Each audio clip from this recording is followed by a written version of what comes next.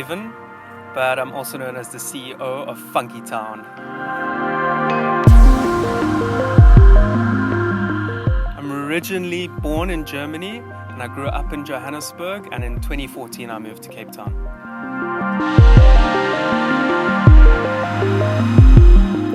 So as an open format DJ, I play many different genres. So you may start in one area, you might start in 70s, Motown, funk, into soul, maybe 80s disco, into 90s classic house, or 2000s, 2010s EDM, house, tech house, popular dance music. It can go any direction. Wherever you feel the crowd wants to go, that's where you take them.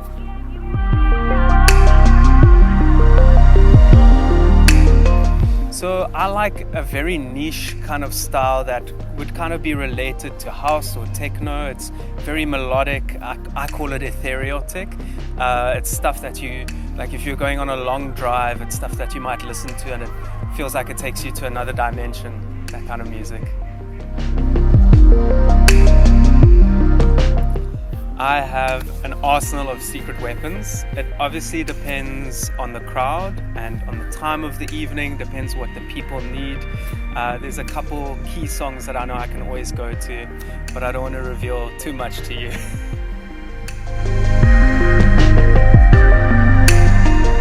I'm happy to take requests within reason, because if your drunk uncle comes up to me while everyone is having a great time on the dance floor and he wants me to play death metal or drum and bass and it's completely left field and out of the vibe of what people are already enjoying, I'd probably steer away from that.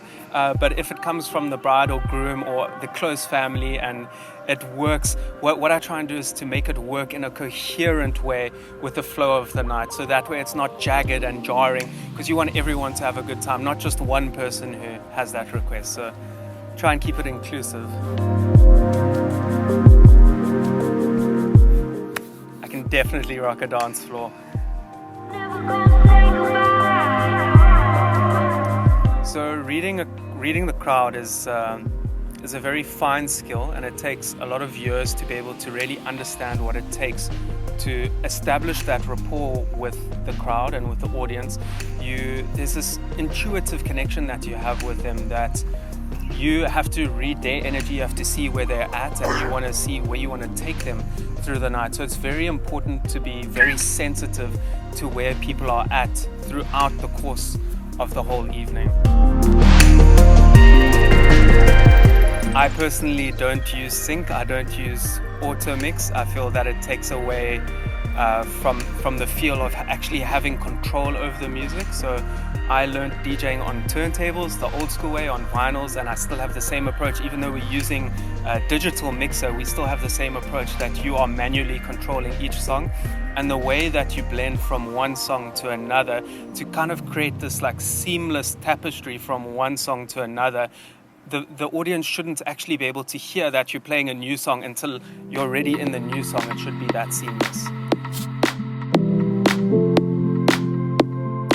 So with Shout Music Company, we would send you a form to ask your preferences, your favorite music genres, and you would submit that to us, and that will enable me to do the prep work in advance to know all the kinds of music that you would like in advance. I love jamming with live musicians. It brings such a fresh energy and an exciting element to a set. So yeah, love it.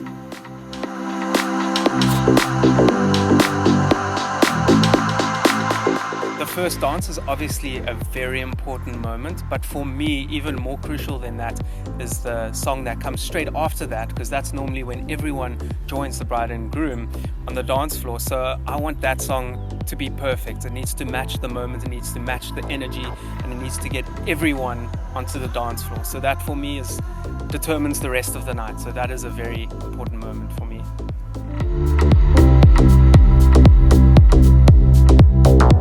I would have to say it's my dance moves. I feel they're infectious.